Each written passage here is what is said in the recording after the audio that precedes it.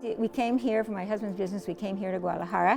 1972 was the first year I came here. I did a lot of volunteer work then. My kids were little. I worked in the junior league and worked in the tennis league and worked at my church. There's always a place for you. So I went to a Christmas party and I met Miss Melody Martin del Campo, she was a good friend of mine, and she was my primary principal at that time here at school. And I started to talk to her, and she said, well, I said, I'm looking for something new to do. And then she said, well, what are you trained in? I said, well, I'm a teacher.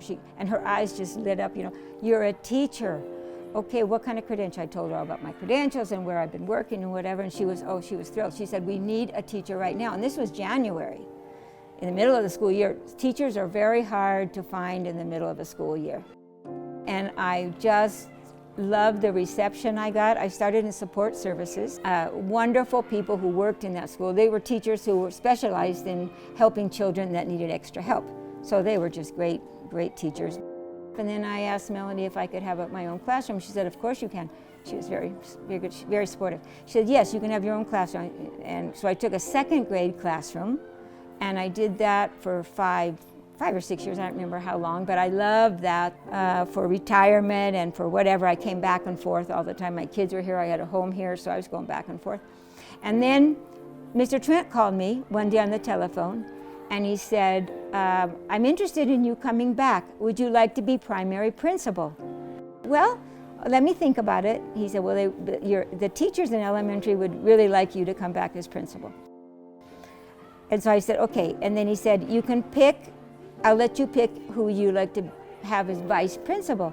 I said, well, who are the options? And he put off a name, and I said, well, I'd worked very well with Dawn Lucier. She had been a good co-teacher with me. She taught fourth grade, I taught second, but we really coordinated a lot of things together. She's a good friend. Besides, I said, well, I would really appreciate Dawn to be the vice principal. It's just a great job, primary principal. And you can really do an incredible amount of good there.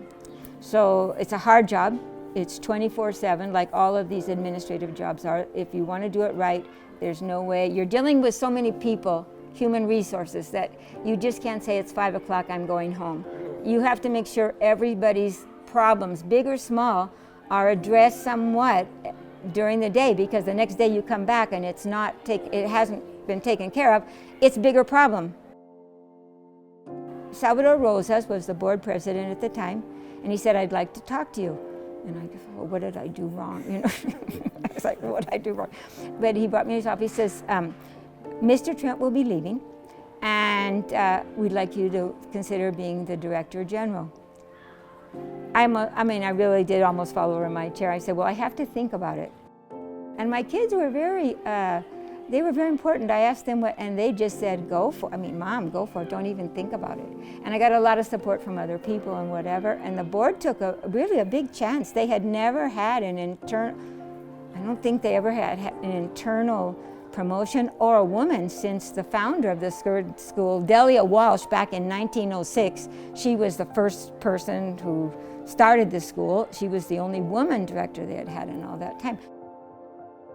It's an incredibly powerful job. You don't even realize how important it is and how powerful it is, because you're really in charge. You're responsible. You're not in charge. You're responsible for whatever happens on campus. It's a big job because you're working with different communities that you've ever worked with. You're working with the board. We have 2 boards. There were 40 people on those boards at the time. That was an interesting job, and I must give them credit.